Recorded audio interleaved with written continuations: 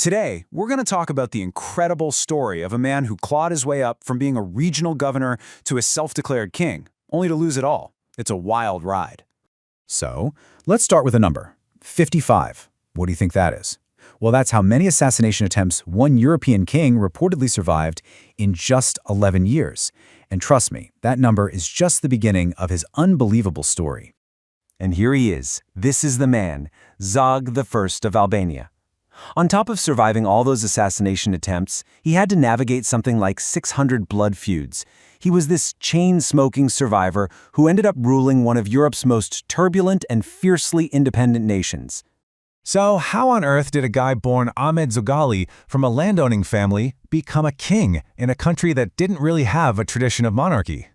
His rise to power was, well, it was nothing short of meteoric. I mean, just look at this timeline. His path to the throne was breathtakingly fast. In 1922, he's prime minister at just 27 years old. 2 years later, he gets shot right there in parliament and has to flee. But get this, by 1925, he's back and he's president with pretty much dictatorial powers. And then, just 3 years after that, he says, you know what, forget the republic, and declares himself King Zog I. Prime minister to absolute monarch in just 6 years. It's just astonishing. But, getting the crown is one thing. Actually wearing it is a whole different ballgame. Zog's reign was a study in contradictions. You have this man dragging his nation into the future with one hand, while holding it in an iron grip with the other. And this slide really lays out that stark contrast. On one side, you've got the reformer. He adopts a modern civil code, he gets rid of Islamic law, and, this is remarkable, he opens Albania's borders to Jewish refugees in 1938. But on the other side, the autocrat. He sets up a police state, crushes civil liberties, and even comes up with his own Zogist salute.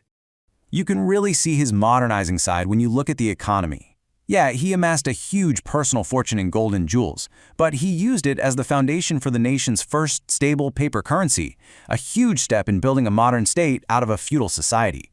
But here's the catch. Modernizing a nation takes international support, and this was Zog's big problem.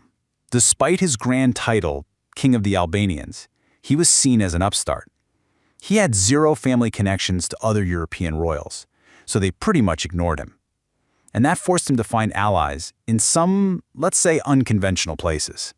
That need for powerful friends led him right into the arms of his neighbor across the sea, Mussolini's Italy.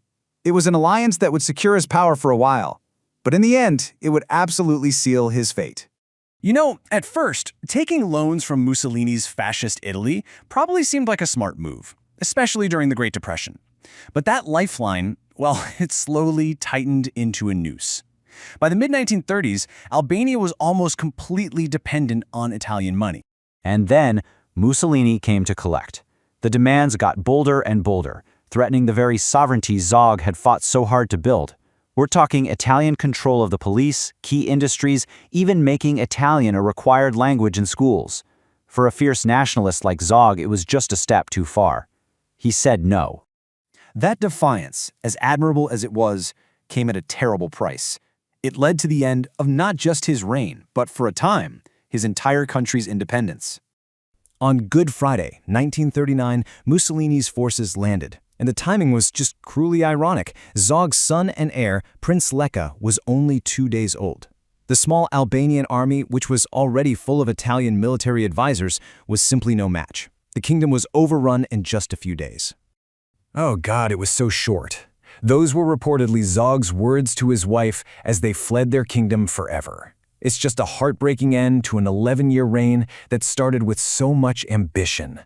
So, the royal family escaped, taking the national treasury with them, and they began this long nomadic exile through Greece, Turkey, England, Egypt, and finally France. Zog would never set foot on Albanian soil again. He died in 1961 and was buried right here, in a quiet cemetery outside Paris. But here's the thing. Even though he died a king without a kingdom, the story of Zog I was, believe it or not, far from over. His legacy back in Albania was about to take one final, very surprising turn. So, fast forward. After decades of brutal communist rule, a newly free Albania is figuring out its future. And in 1997, they actually held a referendum. Do you want to restore the monarchy under Zog's son, Leka? The answer was a clear no. 2/3 of people voted for a republic. It really seemed like the Zogist chapter was finally closed for good. And yet, Zog's story wasn't quite finished. His journey was about to take one last, unexpected turn. From this lonely grave in Paris, all the way to a place of national honor, right in the heart of Tirana. In what is just a remarkable final act, the very same republic that had voted against his family's return decided to bring him home. In 2012, the Albanian government repatriated his body, burying him with full state honors in the capital he once ruled. The forgotten exile was suddenly a national figure once more. So that leaves us with the ultimate question.